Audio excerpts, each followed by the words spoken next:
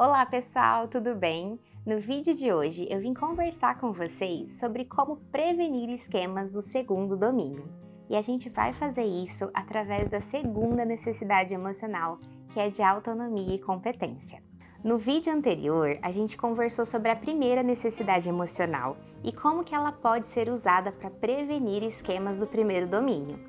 Então, lembrando que o papel preventivo da terapia do esquema vai abarcar aí o período da infância e início da adolescência.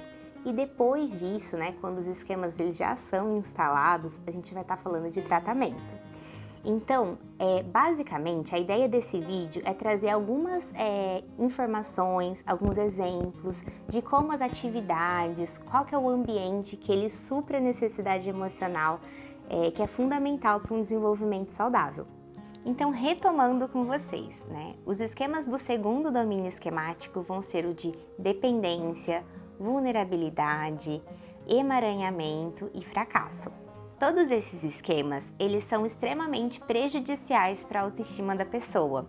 Isso porque, geralmente, lá na infância, quando a gente pensa na origem familiar desses tipos de esquema, desse domínio esquemático, é porque faltou um pouquinho nutrir essa necessidade emocional, que é a de autonomia, de incentivar a autonomia, e a de competência, que é o quanto que a pessoa percebe e dá valor, para o que ela faz, o quanto que ela se sente forte para enfrentar as demandas, os desafios da vida. E a prevenção de esquemas desse domínio vai ser basicamente aí um estímulo adequado para incentivar essa criança para atividades novas, para perceber que ela consegue sozinha. Então, são um ambiente que ele é preventivo para o surgimento desse esquema, vai ser pais que conseguem cuidar dos filhos, mas sem essa super proteção.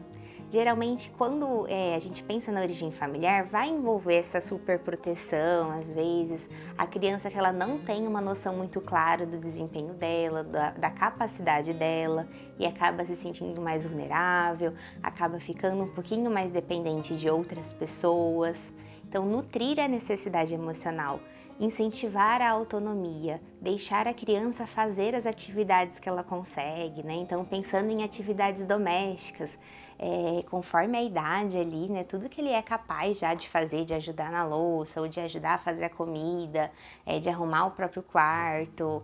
Todos esses tipos de atividade é muito importante envolver a criança, porque ela vai conseguir perceber que ela dá conta de fazer as coisas, que ela consegue viver bem sozinha, fazer as atividades dela sem depender de um adulto, sem depender de um terceiro.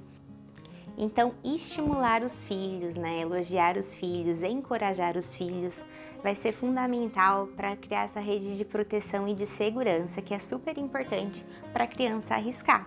Às vezes, no consultório, quando a gente pensa já em adultos que já têm esses tipos de esquema instalados, é muito comum um sentimento de medo exagerado, um medo dos outros, um medo do mundo, como se ele não conseguisse ele perceber todas as potencialidades, as habilidades que ele tem, todos os meios que ele tem para enfrentar os desafios. Então, quando isso acontece desde a infância, de você ir trabalhando e mostrando o quanto que ele consegue e moldando aquela autoconfiança dele, isso é extremamente saudável e protetivo quando a gente pensa no surgimento de esquemas desse domínio. Mas caso você já seja um adulto, e já tenha passado esse período de infância e adolescência na sua vida, é importante perceber se faltou um pouquinho essa necessidade emocional lá atrás e como que você pode hoje ter esses mesmos atividades, esses mesmos estímulos, como você pode se proporcionar aquilo que te faltou lá atrás. Então, quando a gente pensa em autonomia e competência, quais são os tipos de ambiente ou quais são os tipos de pessoa que nutrem essa necessidade emocional em você? Então, pensando assim, por exemplo, tem atividades que eu sei fazer bem, que eu tenho mais confiança em fazer, que eu tenho mais segurança em fazer, eu acho que é um ótimo começo. Se apropriar desses espaços, se apropriar e perceber aquilo que você já faz bem, aquilo que já é um ponto forte seu. Isso já começa ali a mudar um pouquinho a perspectiva de autoestima que você tem. assim como perceber as pessoas que te estimulam, que te apoiam, que te encorajam a arriscar mais, né? Esse medo de arriscar, ele fica muito presente quando esse domínio emocional aí, né, ele tá prejudicado. É uma dificuldade, um medo muito grande de dar um passo sem ter o apoio de alguém, né? Sem segurar na mão de alguém. Então, pessoas que te estimulam, que te dão coragem de tentar o novo, vão ser pessoas altamente aí nutridoras dessa necessidade emocional.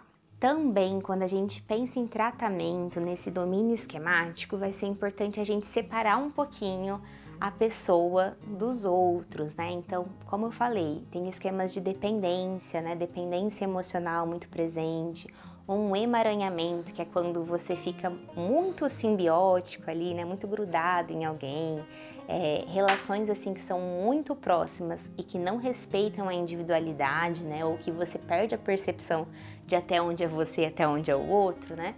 É importante no tratamento a gente fazer o paciente repensar um pouquinho as relações, se afastar um pouquinho, soltar um pouco, né, a mão das pessoas que estão ali em volta, para que ele consiga firmar e ter firmeza, ele ter segurança de andar e caminhar sozinho.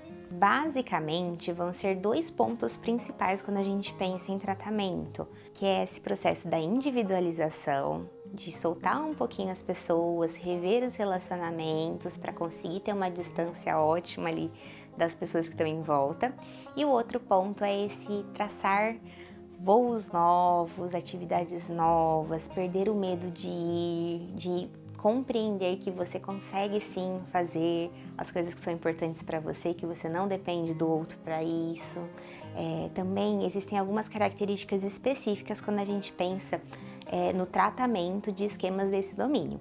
Mas eu vou deixar esse tema para mais para frente, ali quando eu falar dos esquemas separados, porque senão vai ficar muita coisa. Mas a ideia de hoje se você é pai, né, tem aí é cuidador de alguma criança, algumas ideias de como você pode estimular e nutrir essa necessidade emocional. E caso você já seja um adulto, também o caminho é o mesmo. Então, nutrir essa necessidade emocional, ela também vai passar por esse processo aí que é muito semelhante, né? Que é fornecer essa percepção de autonomia e de competência para o sujeito. Então, se você gostou desse vídeo, não deixe de se inscrever no canal e ativar o sininho para receber as notificações dos próximos. Um beijo!